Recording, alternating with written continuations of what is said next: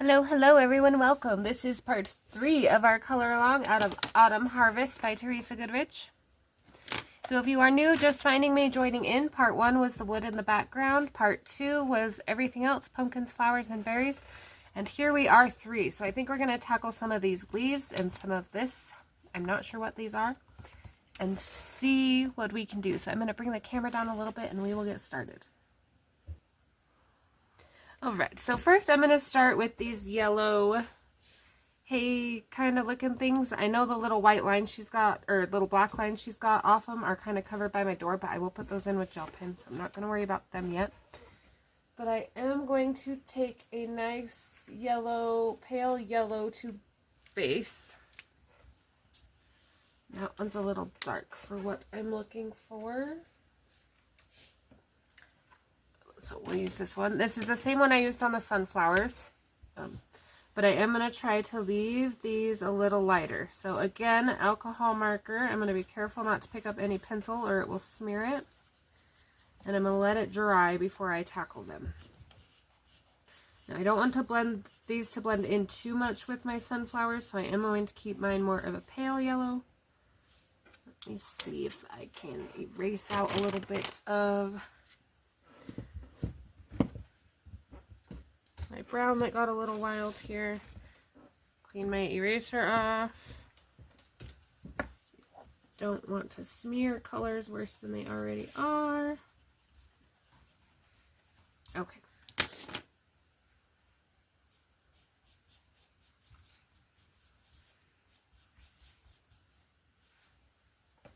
Chips on camera here. Again, trying not to touch the thick black lines too much as my lighter colors tend to pull the ink. This book seems to be doing pretty good about it, so I'm wondering if it's just a little difference in publishers. Because I know maybe it just depends on when they're printed, because I know I have a couple that smear easily.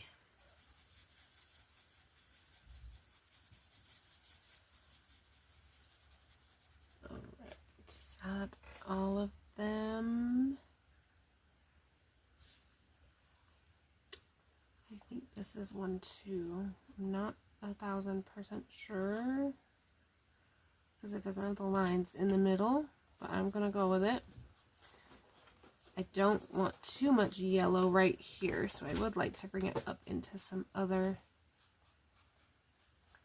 spots, and our leaves will help with that as well when we bring our leaves in. Okay, I'm going to take a little goldenrod. I'm going to come down the middle where that thick black line is.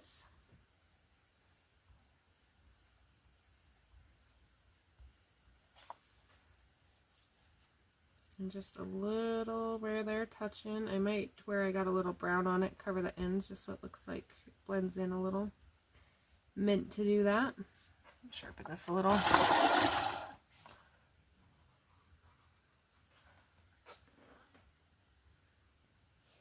Sorry for the little bit of wiggling there. I forgot to turn on my do not disturb, and I don't want a bunch of notifications to come through and block the sound of the video. So I'm using my same yellows as I started my sunflowers off with. So we have that nice cohesive. We're not introducing new colors. We're just using the same colors in a different way to get a different effect, kind of thing. I don't want them to be near as bright as these sunflowers. I would like them to stay kind of paler.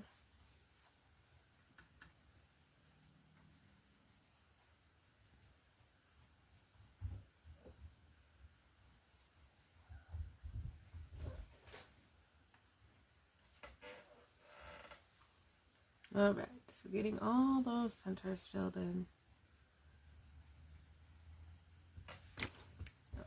Oh, that's not an eraser. That erases out nicely. I do have a Prismacolor eraser somewhere, but because one of my kiddo is homeschooling lately, this is the eraser that I seem to have on hand the most. Okay, I'm going to take a little bit of, let me see what I can find here. Either sand probably would be, yep, let's go sand. I'm going to sharpen a little just to make sure my tip is clean.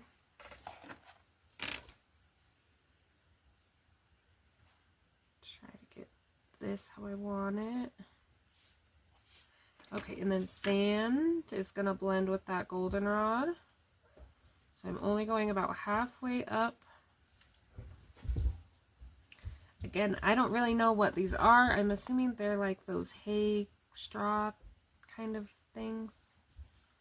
But I'm mostly coloring these to be cohesive with the page more than accurately based on what they are, if that makes sense. I do encourage, if you do these berries a different color as a blue or a purple, that somewhere up here in the ribbon or this or the sign you incorporate that same color. Because if you have one blue here and one blue here and blue here, it's going to draw a little bit of attention away from everything else because it's going to be only spot that color is. Right, and then cream, just kind of blend it all together and keep it soft.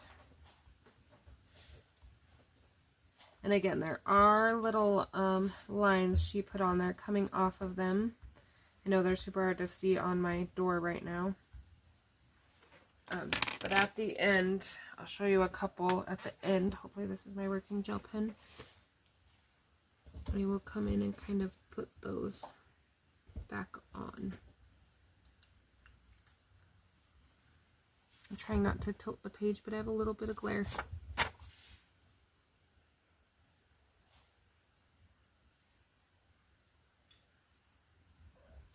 Something to that effect once I have them all in, like this one. You can see them pretty good.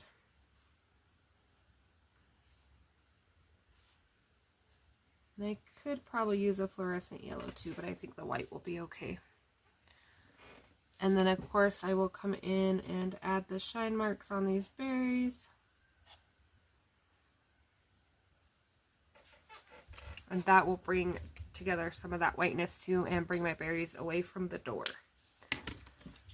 So all we have to do is repeat that step on all of these. Sorry if you can hear the yelling, or kitty yelling anyway.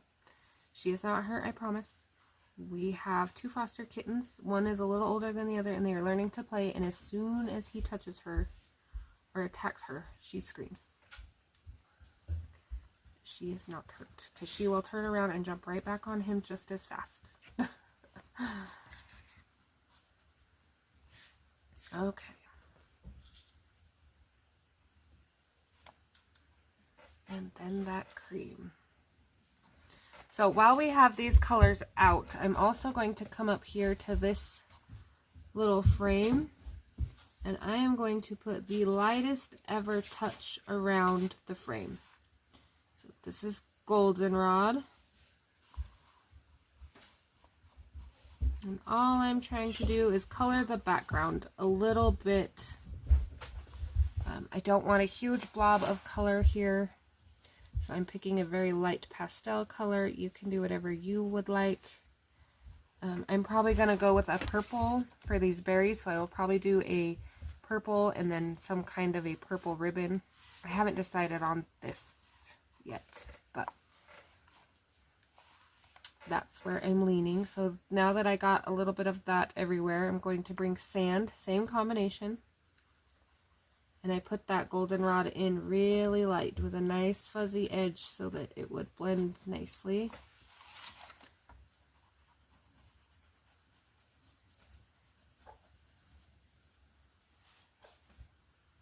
I'm sorry if this video is a little rough. I don't feel the best.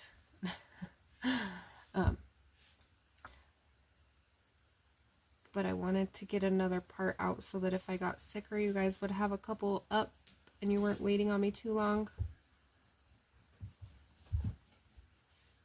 I was going to wait and film all the parts and then post them, but I don't have the phone memory for that, so doing the best with what I got.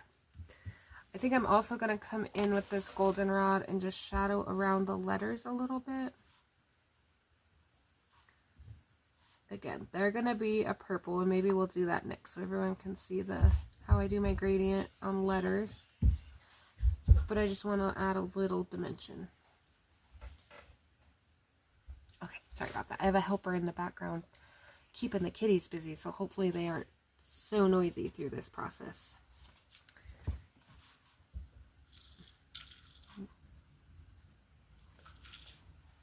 Alright, so again with the sand, if you want to add a little light umber and get like that old vintage paper look, this would be a great spot for it. It would also bring in some of that color from the door. I might touch it up when I get the purple in. But yes, goldenrod, sand, cream, and light umber make a nice oldie, kind of like older paper kind of feel. Okay, and then we'll take that cream, and everywhere we have white left, we will just blend it. And that will help kind of make these a little more cohesive with our page as well. If you feel like you missed a spot, because I feel like this spot looks weird now compared to everywhere else, you can always come in on top of that cream and add a little. Everything can be touched up. Okay.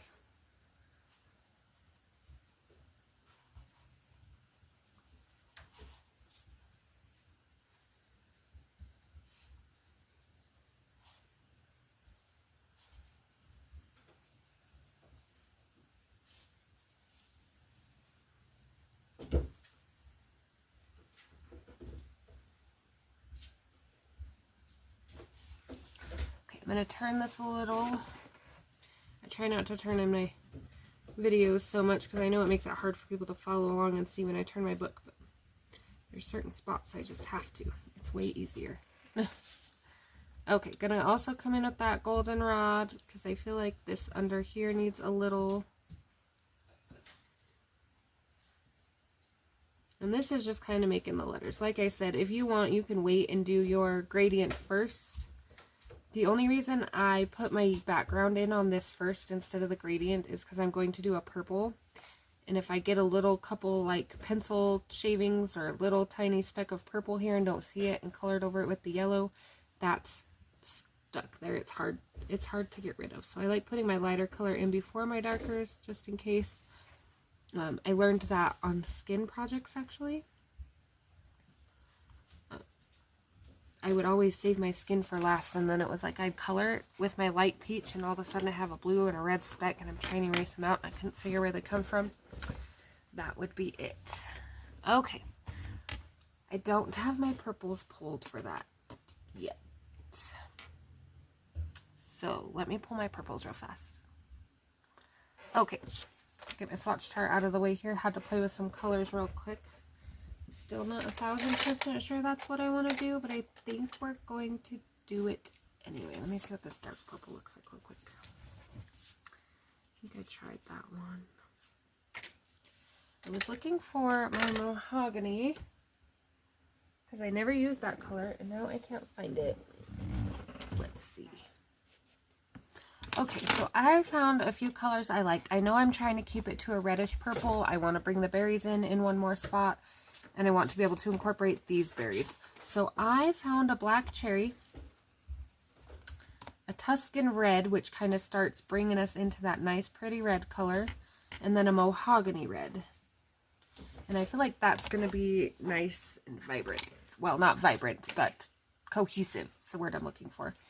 So at the bottom of my letters, I'm going to do my dark purple.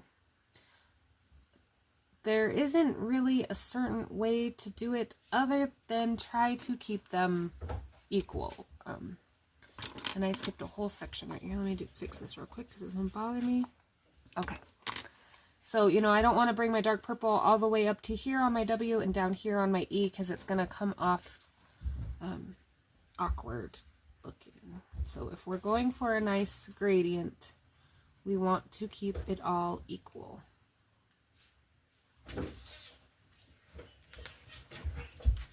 Sorry about the kid. See, and he's not even tackling her. They're playing in a box.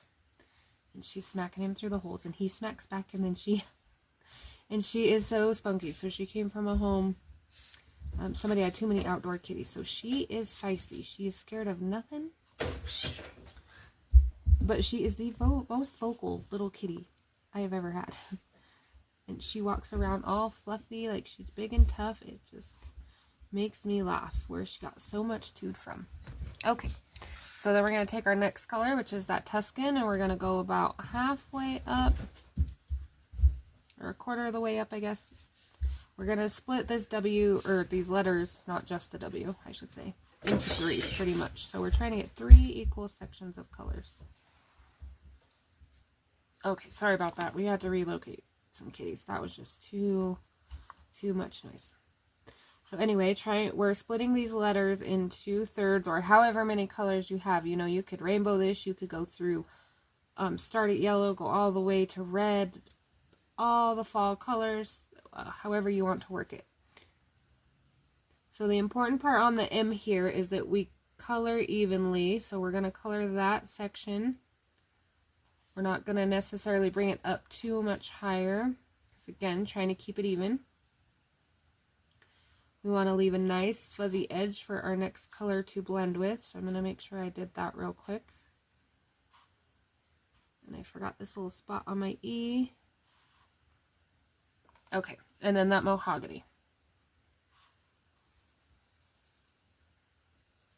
So again, not super bright, but we have a nice variant in colors there. It matches our fall theme. I think I have a mauve colored sweater that I got for fall, and it's my favorite. It's sort of this mahogany, maybe a little lighter. Mahogany watered down with a little bit maybe. I love it for fall. I like orange, but I have a hard time wearing orange. It's a pretty fall color. It's just not pretty on me. So I had to emphasize a little bit.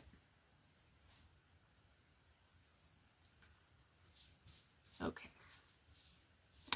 And then as you can see, there is lots of white in all of those. So I will go back and kind of just touch up all the colors. All the colors. And now the other kitty is kind of walking around making like a hunting noise, looking for the kitty, the baby. Okay.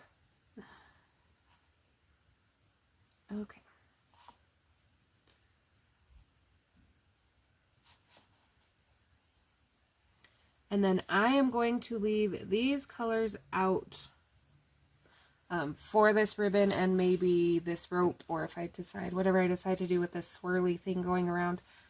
I think that's the hardest part of this page for me, is this stuff. I can do all the leaves and everything. It's these little frillies that get me. But that's all right. We'll get it figured out.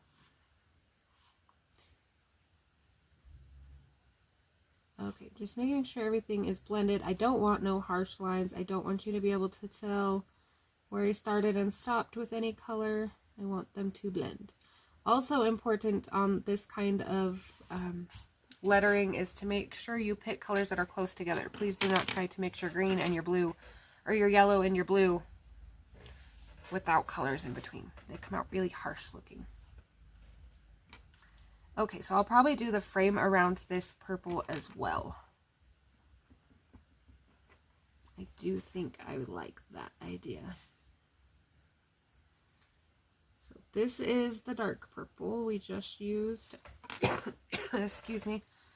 Like I said, I'm a little under the weather, and I apologize if this part is a little short. But just in case I go down and get sicker, which I have a feeling is coming my way. Oh, gotta love the weather getting colder, and it actually hadn't even been too cold, but we've got a lot of rain. Everybody automatically, like the first day it rained, everybody automatically got the sniffles. It's like their body knew it was wintertime, germ season. We washed backpacks and everything this weekend, sweaters, coats. Tried to kill some germs that way before they got too wild. Okay, so coming from the edges with the dark purple, not filling the whole thing, leaving white in the middle. Some spots are going to be bigger, some spots are going to be smaller. Purple also contrasts with yellow and orange really nicely. That's where we use our color wheel. If you are ever stuck on colors, I encourage you to look at a color wheel and look at your colors that are next to each other and across from each other. So we have complementary and, I can't even think of the word, complementary and opposites that go together. Make nice color combos. Like turquoise and orange are beautiful. Those kind of things.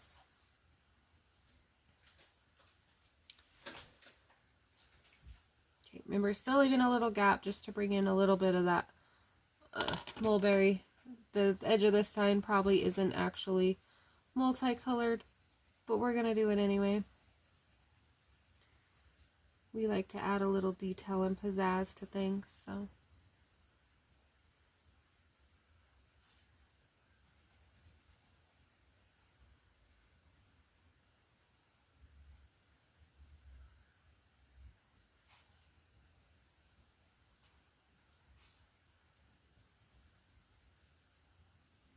Okay, and now that we have this purple in, we can kind of tell we need to darken our edges on the inside with the goldenrod.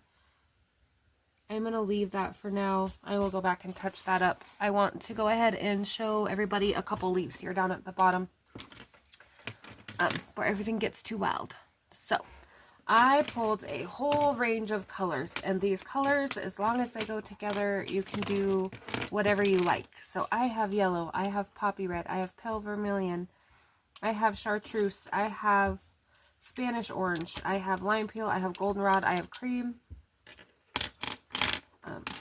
to start with, and regular orange, which I still haven't found a way to sharpen. And for whatever reason, out of all the sets of Prismacolors I have, I can only find one orange. No idea how I did it. But I'm going to start with a little touch of green.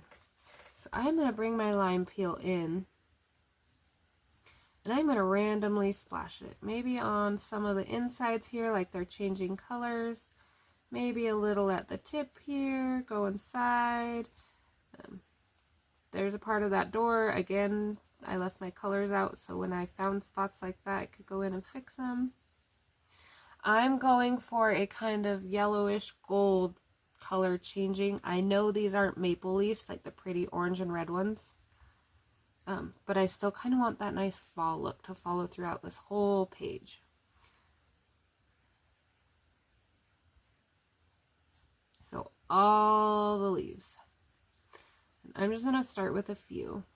I feel like by the time you watch me do one section, you'll have a pretty good grasp on how it works. So then I'm going to bring in a little bit of that goldenrod.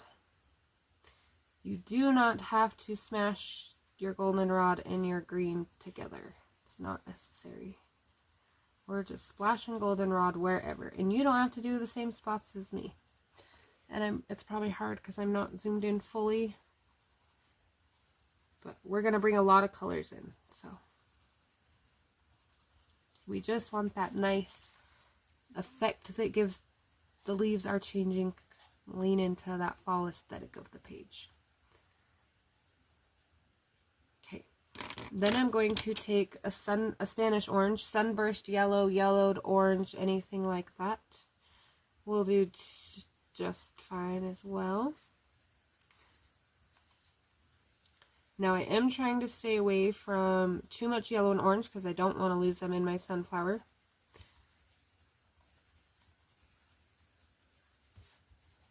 And if you've ever colored fall bushes with me in anything, or trees, this is kind of the same palette.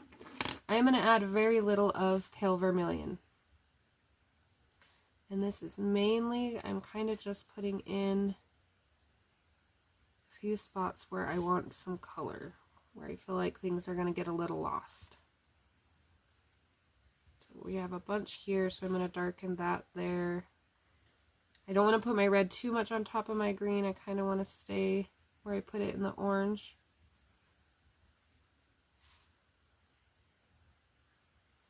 Okay, I'm going to add a little more green, and you don't have to do this. This is just, I still have some white left.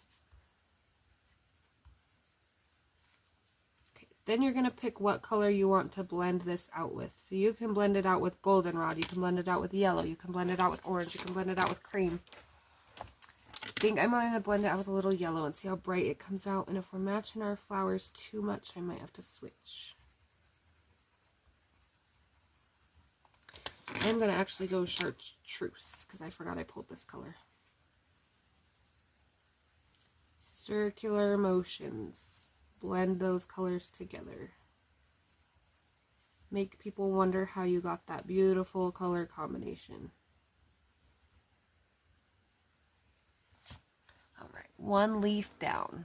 So if you don't like it too green, adjust as necessary, but that's a great way to just get a nice blend of colors.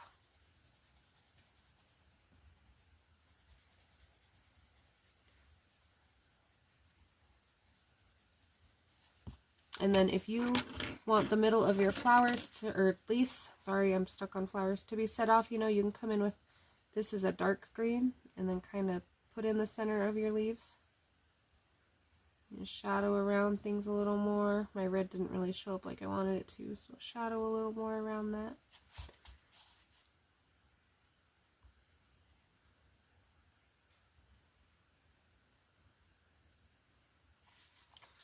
And that's going to be that. So I am still going to come through and add a little yellow to some of these. So they have bright spots and blendy spots. Mainly where I put my red, because red and yellow can mesh together fairly good.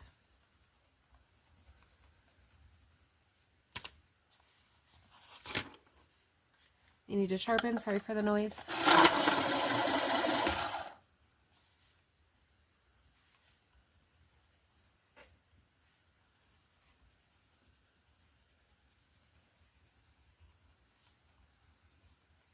See, even over the top of that red, we can blend it out nice and still get that little red leafy look. I love it. I love it. I love it. Now, is this the kind of leaves that are supposed to be on this wreath? I don't really know, but in case you want to take some notes from this page and apply it to a different page, I helped you out. Okay, and then I do like that dark green look that I added in on these ones. So same thing. I'm going to come through with all of these and kind of touch up the center here. I'm going to fix where it looks all bent over. And then if these lines look harsh, I will blend them out again. I know not everybody loves that many steps in their coloring, but it's all about what you like.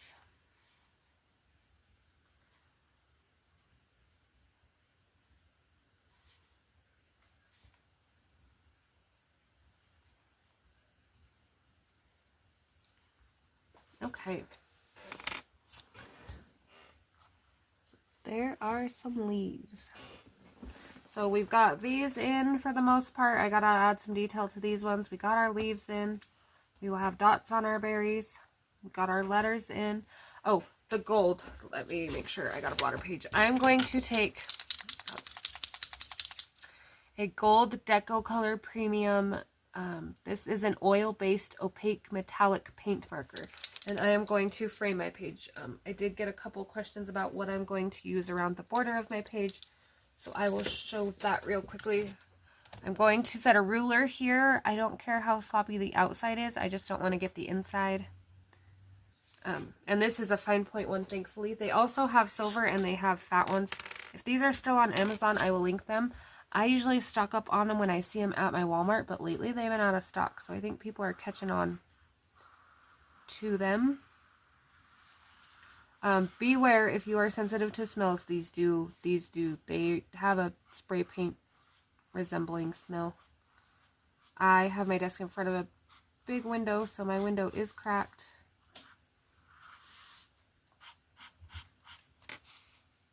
Oh, and I'm trying not to smear it, but I might have. This is oil based, so it will leak through your page. It will leave that little oil line. Which is why I have a blotter page. So it's stinky and it bleeds through, but it is a beautiful gold. Now, it doesn't show up in pictures all that great, unfortunately. If you're big into posting your things on Facebook and stuff like that, I've noticed it's a little harder to tell in pictures, but I adore it. So let's check out that shine we got there. Yes, that's beautiful. So that will be my whole border there for those of you that asked about that. And I will go around and do the whole thing. I'm going to let that dry because I'm a lefty and I'm going to smear it. I'm going to let that side dry and tackle a couple more leaves. If I can maybe keep my leaves and petals straight today. So there's not really a right or wrong way. The only thing you don't want to do is make like one super red or super yellow or anything, you know, one that stands out too much more than the others. Other than that, I think they all blend together pretty. And I am changing up, so no two leaves are the same. So I'm changing up a little bit everywhere I put the colors. Looks like I didn't even lime peel these ones, so I'm going to go ahead and lime peel. And again, I kind of mesh them together because they are, for the most part, cohesive.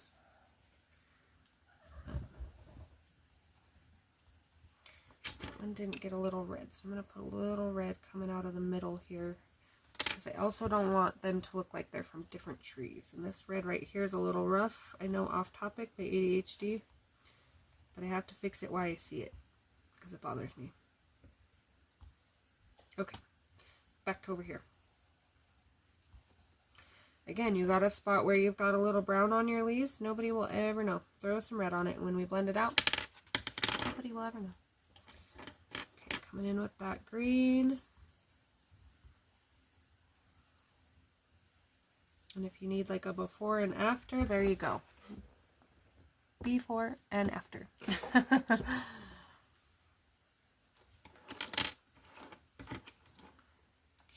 Adding a little more goldenrod into a couple spots here. A little bit of yellow. Again, just trying to keep everybody kind of on the same. That chartreuse is what gives us this bright green, vibrant color. It kind of takes out the wherever it went up here. So if you do blend it out with a yellow or the goldenrod or anything like that, you will get a different effect. If you want a more golden yellowy leaf, blend it with the goldenrod. Or even, you know, like a sand. I am still pulling the green because I do want it to look like sort of fresh leaves, just leaves changing leaves. If that makes sense. And again, dark green for that middle.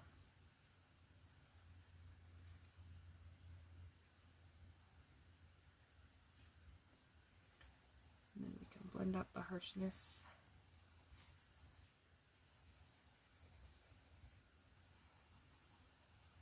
Same thing. Blend them all out.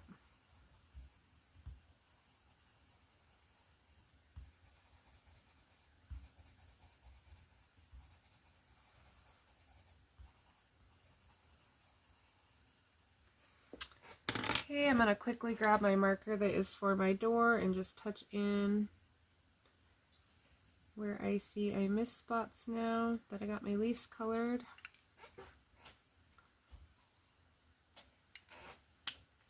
And then again, I will come in and touch up all these leaves with this dark green. I won't do it on camera because it takes up a lot of time. I feel like you don't want to sit and watch me do the inside of all these leaves. But that is where we are so far. So the only thing I'm going to do a little different on these ones is I'm going to make them more red and orange.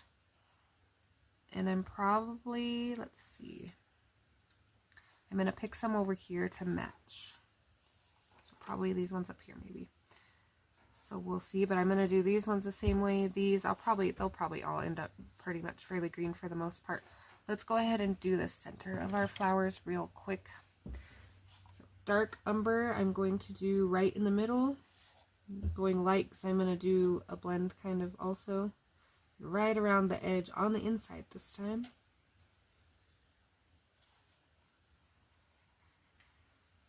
So just kind of filling that in. Okay, I'm going to take a chocolate. And again, if you want a more red center to go with your door, you just adjust your colors based on... I don't think the insides of flowers are super... I don't want to say important, but you know, I don't think anyone's going to really notice if you don't get the center of your sunflower exactly the right color. A lot of the coloring I do, again, I use what makes the page aesthetic versus what it's probably actually supposed to be. Okay, and you can see I'm leaving white, not burnishing or blending anything out yet. Because if we don't like it, we still got time to adjust it. This is pumpkin orange. So bringing in some orange down this way. You can also add it to your leaves if you want a little more orange. This is a great leaf orange too. There are so many pretty things you can incorporate in these leaves to help them look a little more fallish. It's like a never-ending play with cycle.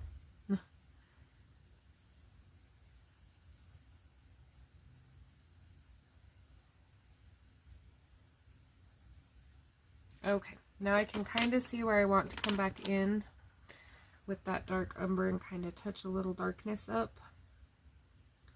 Not a whole lot of spots, but a little. Going to bring in a little chocolate around this center here.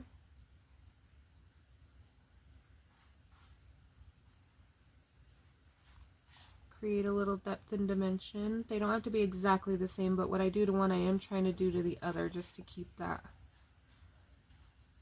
kind of similarity between the two, I guess. Okay. I feel like my pumpkin orange needs a little darker on this side.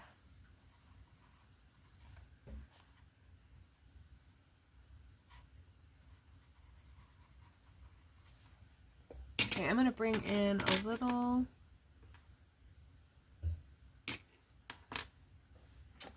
I was going to say dark brown because I thought I had one out already. But I must have moved it. I also had all my things set out and ready to go for this video, and them kitties come sliding across my desk. This will be a dark brown if you are using Prismacolors. I'm just kind of putting a fuzzy edge where I put that dark umber so that when I blend it out, it doesn't drag it and make too much of a dark muddy mess in the middle of my flowers here.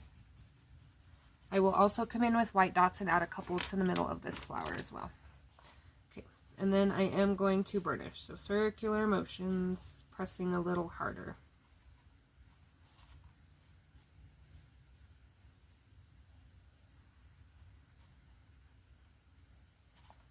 I'm leaving the center alone for a minute because I do think I need a way to make it pop a little more.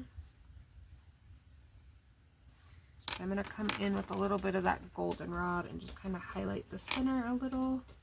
And then I will go over with the pumpkin and kind of tone it down so it doesn't have such a yellow look to it. And then darken up those browns. Okay, now we can kind of... There, I think that looks a little better.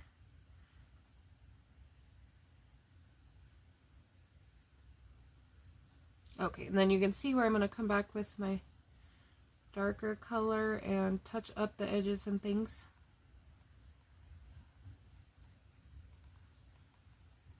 So come back with that dark, and now I can kind of for sure say, oh yeah, this is where I want dark to be.